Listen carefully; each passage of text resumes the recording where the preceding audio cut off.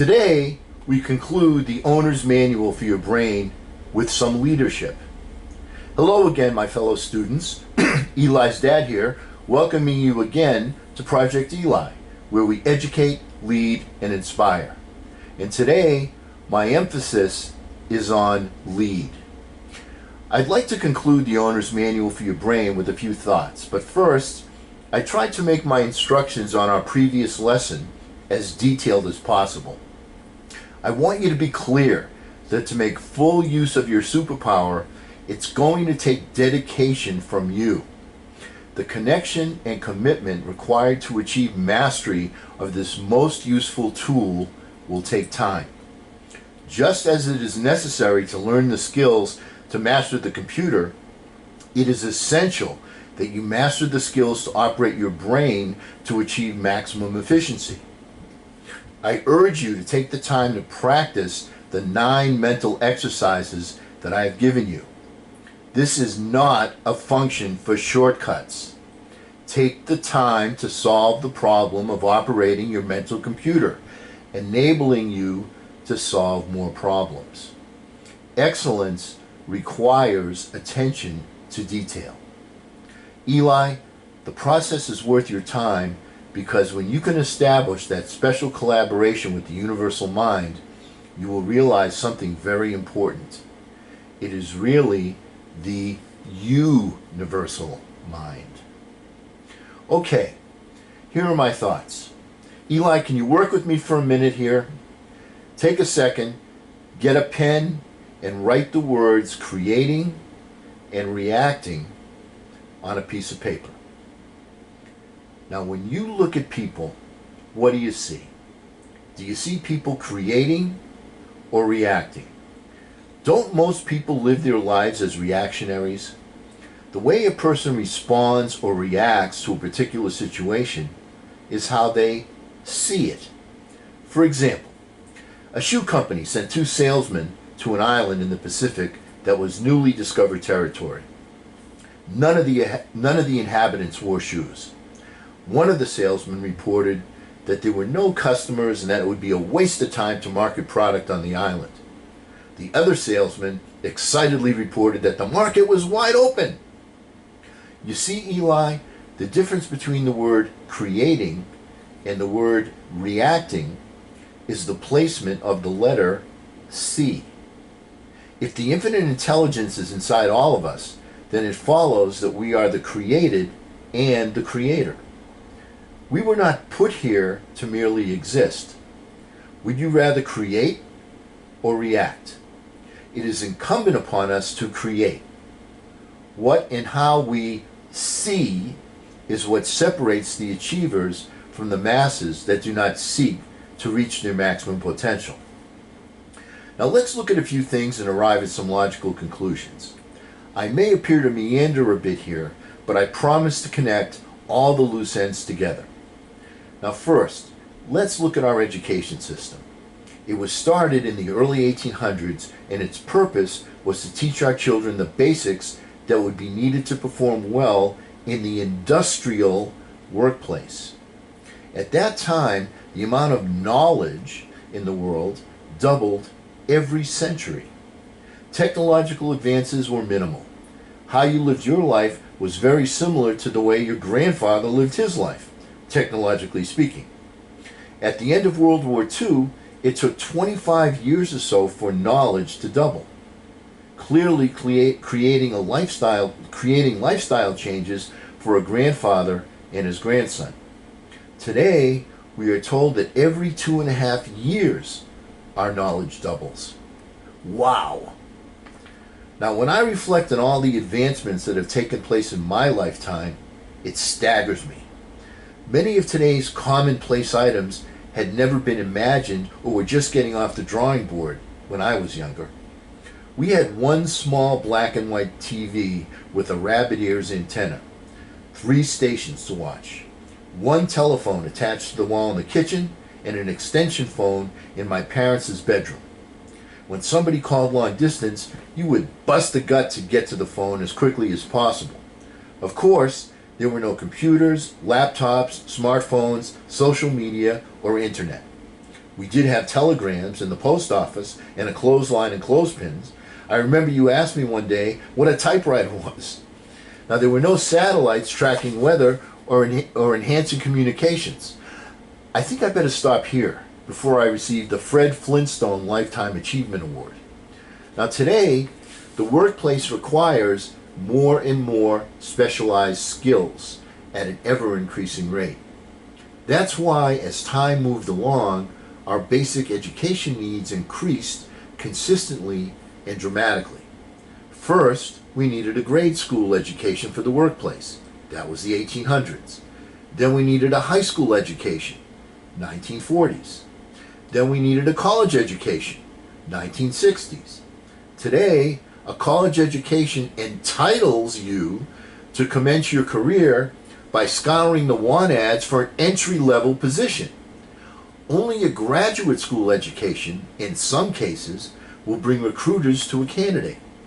The point is that as the amount of knowledge continues to dramatically increase so rapidly, it'll take more and more years to teach our children all the stuff needed to enter the workplace with a running start. Now, the irony is that it is still the dream of every parent, me included, to send their children to college where they may graduate with an obsolete education of stuff that will not enable them in the workplace. Granted, the social education that is received in college is a valuable asset. Living away from home, in most cases still supported by the folks, is like training wheels for a small bicycle. You can't fall down too hard to hurt yourself, and you do learn to ride by yourself. But the education that is received, the stuff, soon becomes obsolete because of the rapid rate of new knowledge. Now, can we agree the ability to create and enhance our brain power by activating the infinite intelligence as our partner through the subconscious mind is an extremely useful skill? If this is the case, why don't we teach it as part of the school curriculum? Learning how to think as productively and creatively as possible has got to be as important as learning trivial information from an education system that has been archaic for many years. To properly use the owner's manual for your brain takes discipline and practice. When you are a student in school, part of the buy-in from the perspective of the student is that the teacher has a purpose, and though you may find the lesson of the day challenging, you have faith that the teacher will succeed in teaching you to a level of success. Faith is a necessary component. Now, I speak not of religion, but of the student-teacher relationship. The minds of our young are much more open and receptive to new ideas. My point is that living in a world that demands unique specialization in all fields of endeavor, it is futile to believe that we can educate our young successfully by attempting to just teach them more and more stuff. After all, there'll be twice as much to learn in 2.5 years, double that again in 2.5 more years, or even faster. Somewhere down the road, your secondary education will end up when you're 40 or 50 or 60 because it's going to take that much time to learn all the new stuff. A question that you frequently asked me, Eli, especially when you didn't feel like doing your homework, was, "Hey Dad, how am I going to use this knowledge when I get older? Why is learning this relevant to me?" And then, of course, I responded in a paternal way. "Eli," said I, "it is not only the knowledge that you're learning, my son, it is also the skill to uncover and apply that knowledge." And then I would mumble under my breath, "Humana, humana, humana, humana." I would give you my best Jackie Gleason impression when he was embarrassingly stuck to give a reasonable answer, because I must confess that it has been more than 40 years since I thought of a rhombus or considered pi to be a numeral instead of a dessert.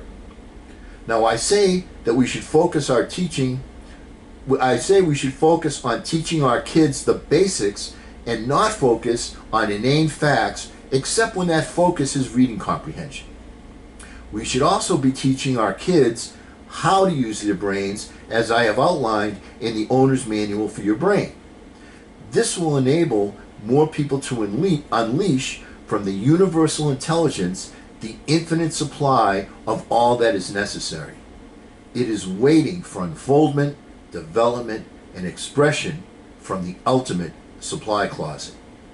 It's time to stop polluting our kids with obscure, inane facts. The solution for this pollution is an educational revolution. Let's remove the shackles from our present system of futility. It's time to partner consistently with the infinite intelligence on a conscious basis.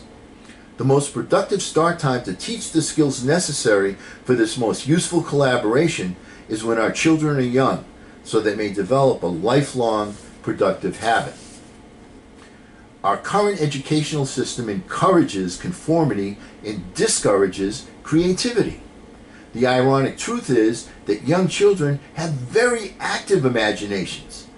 Doesn't that suggest that nature intended us to expand this gift rather than have our schools educate it into extinction through conformity?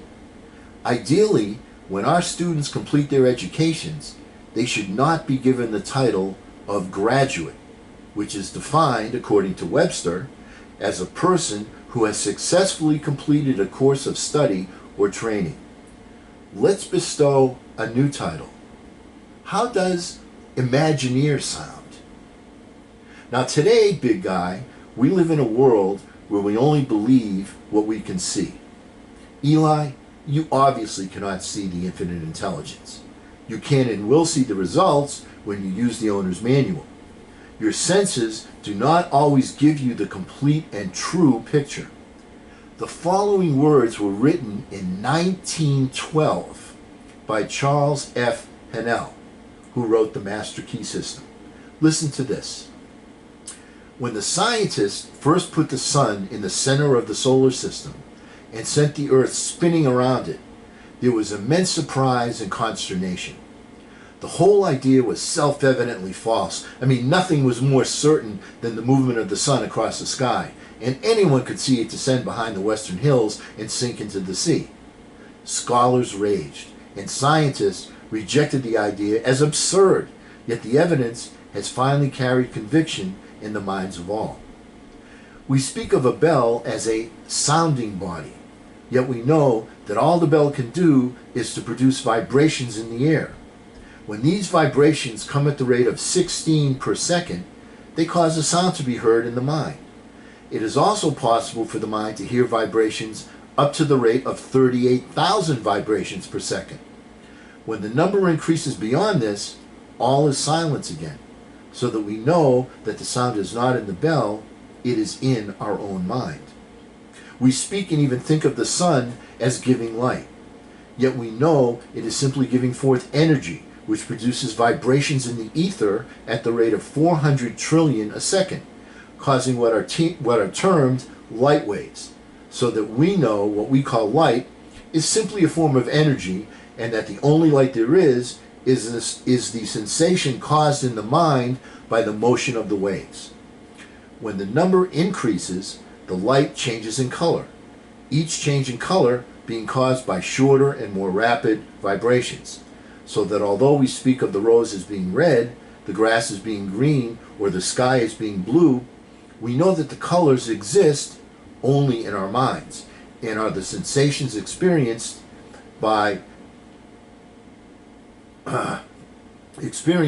to us as a result of vibrations of light waves. When the vibrations are reduced below 400 trillion a second, they no longer affect us as light, but we experience the sensation of heat. It is evident, therefore, that we cannot depend upon the evidence of the senses for our information concerning the reality of things. If we did, we should believe that the sun moved, that the world was flat instead of round, that the stars were bits of light instead of vast suns. Once again, that was Charles Hennell from the Master Key System, written in 1912. Eli, just because you cannot see or feel a wave or a vibration does not mean that it does not exist. Your thoughts create vibrations in our energy. Thoughts are things. Just as energy can be transferred through a wire from one object to another, Your vibrations of thought, if your belief is strong enough, are communicated to the universal mind. Your subconscious mind is one of the receivers of information in response to your inquiry. Make the connection consciously. Now, my son, you know how to do it. To reach your manifest destiny, you must make an Emancipation Proclamation. That will be our next topic on Project Eli, to educate, lead, and inspire. And to ensure that you don't miss that, hit the subscribe button and ring the bell, and also be a good friend. And if you found this video to have value for you, please share it with some of your friends with whom it will also have value. Our saying for the day is from Jack London. You can't wait for inspiration. You have to go after it with a club. And because we never end a meeting on a philosophical note, let's get out there and charge. I'm Eli's dad.